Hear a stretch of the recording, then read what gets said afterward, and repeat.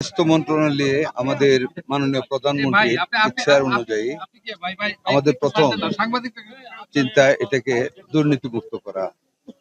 অনেকে বলা বলি করে দুর্নীতি আছে, আমরা গভীরে ঢুকতেছি। এই মন্ত্রণালয়টাকে সম্পূর্ণ দুর্নীতিমুক্ত একটা মন্ত্রণালয় আমরা রূপান্তরিত করবো ইনশাল্লাহ। দ্বিতীয়ত, মানুষকে যাতে ডাক্তারের পিছনে ঘুরতে না হয়, ডাক্তার মানুষের পিছনে ঘুরবে, অর্থাৎ আমরা চিকিৎসা সেবা মানুষের দৌড় গড়ে পৌঁছে দেওয়ার একটা প্রতিশ্রুতি আমাদের আছে।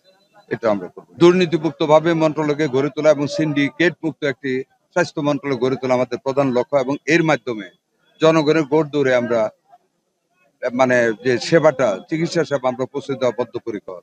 এটাতে আমরা এরকম একটা থিওরি আমরা করব, যেটা আমরা তত্ত্ব হিসেবে কাজ করবো। সেটা হলো জনগণ ডাক্তারের কাছে করবে না, ডাক্তার জনগণের কাছে করবে। অর্থাৎ আমরা চিকিৎসা সেবাটাকে মানুষের দূর করে পৌঁছে দেব এবং সহজলভ্য করে তুলবো। আমরা পাবলিক হেলথের দিকে আমাদের সবচেয়ে দৃষ্টি নিবন্ধিত হবে, দুর্নীতিমুক্ত ভাবে এবং সার্বজনীন ভাবে একটা চিকিৎসা সেবা করার মন মানসিকতা নিয়ে আমরা সামনের দিকে এগিয়ে যাচ্ছি ইনশাল্লাহ।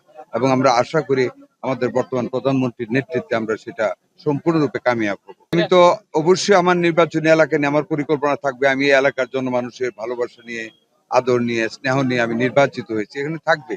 তো ওভার এন্ড এবাব আমার জনগণ আমার মনোহর দিয়ে বেলাবো, সব কাজে অগ্রাধিকারী পাবে। তবে দেশটাকে সুন্দরভাবে গড়ে তুলতে হবে, সেই লক্ষ্যে আমরা সামনের দিকে এগিয়ে যাব। দেশ যখন সুন্দরভাবে গড়ে উঠবে, আমরা তখন আমার মনোহর দিয়ে বেলাবো সুন্দরভাবে গড়ে উঠবে। আর আমাদের রাজনৈতিক আরেকটি ইচ্ছা, আমাদের সামাজিক ইচ্ছা, এটা আমাদের মনের ইচ্ছা, দলের ইচ্ছা, সরকারের ইচ্ছা।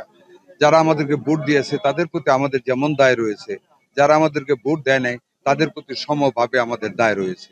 সকল প্রতিহিংসার ঊর্ধ্বে উঠে, সকল বিদ্বেষকে ভুলে গিয়ে, রাজনৈতিক কোনো কুচিন্তা বা অসৎ চিন্তা না করে আমরা সকল মানুষকে নিয়ে, মুক্তিযুদ্ধের পক্ষে সকল মানুষকে নিয়ে আমরা নতুন সমৃদ্ধশীল মুক্তিযুদ্ধের চেতনা ভিত্তিক একটি বাংলাদেশ গড়ে তুলবো ইনশাআল্লাহ।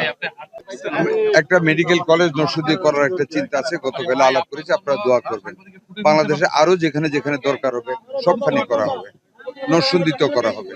50 শয্যা, এটা অলরেডি কালকে আমরা আলাপ করেছি। এটা শুধু এটা না, আরো অনেক জায়গায় বাকি আছে। সবগুলি একসাথে আমরা কাজ করব এবং নরসিংদীর জন্য 2টা আইসিইউ ইউনিট আনার জন্য আমি অলরেডি ইচ্ছা পোষণ